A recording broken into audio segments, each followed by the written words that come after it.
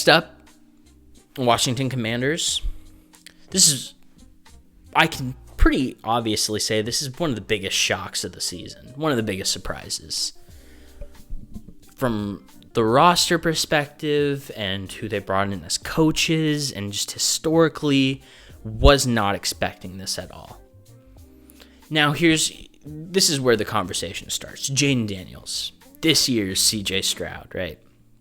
He's been awesome. He's been fantastic. Here's something I do want to say about my take in comparison to him.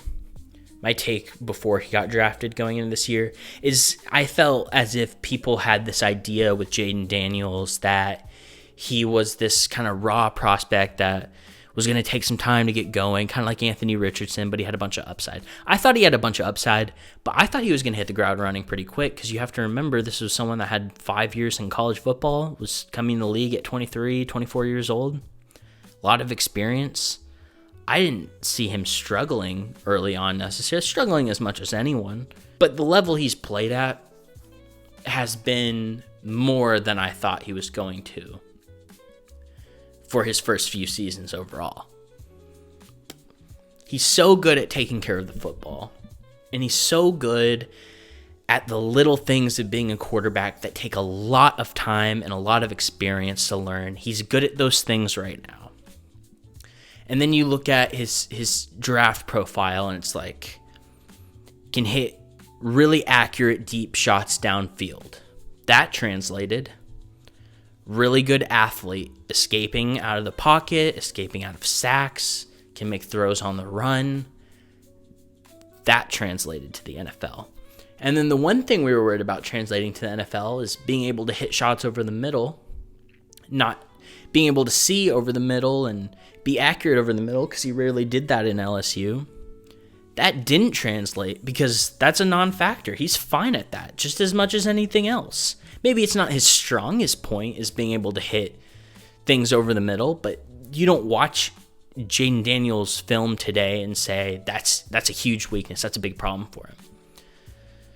So that's been a total hit for the Commanders. Now, the other thing that I think is important to talk about is this coaching staff. Dan Quinn, Cliff Kingsbury. When I look at some of these other teams that have these defensive-minded coaches, or maybe a head coach that's an offensive guy that doesn't need to be a head coach, just needs to be an offensive guy. Arthur Smith, good example. You can accommodate having either of those things if you have two really good coaches that are really good at what they do. You have one coach that knows defense, and you have another coach that knows offense. Now, that feels pretty obvious and simple. It's not easy in the NFL to find that exact mixture, but I'll tell you what's a lot more difficult is finding a blue chip A+ head coach. It's probably easier finding a well-established, culture-focused, defensive-minded head coach like Dan Quinn, and then finding a solid offensive guru like Cliff Kingsbury, like the Commanders have done. That seems easier to me than finding, 2000s Bill Belichick on the side of the road. This is a strategy I'd like to see a lot more teams implement, because I look at some of the coaches getting fired and that are candidates for this season or whatever. And a lot of my worries go away with them when I see them being paired up with someone that complements their skill set. Let's take someone like Mike Vrabel. I'd like to see him be a head coach somewhere else. I think he'd prosper as a head coach. One thing that worries me about Mike Vrabel is his offensive mind. Not a whole lot to look forward to there. Get someone like Joe Brady. You're not going to get him to be an offensive coordinator, but I don't know, Arthur Smith or something to pair with him. We're cooking. We're rocking. I mean, Arthur Smith, Mike Tomlin, great examples there. Arthur Smith showed he's not really a head coach kind of guy, but he's a good offensive mind. Mike Tomlin is a very well-established head coach that's defensive-minded. These two together, and I'll talk about the Steelers in a little bit later, those two together are the reason why the Steelers have been doing as good as they are. So that's just something I found interesting from this season and for this team, for the Commanders, is having two complementary coaches that are good is pretty similar to having one head coach like a Kyle Shanahan who's elite. And it's a little easier to find also. I will also say for the Commanders, roster still has a lot of work. It still does, which it almost makes me more hopeful for them that they have a lot of room to grow over the next few years. The O-line still needs work.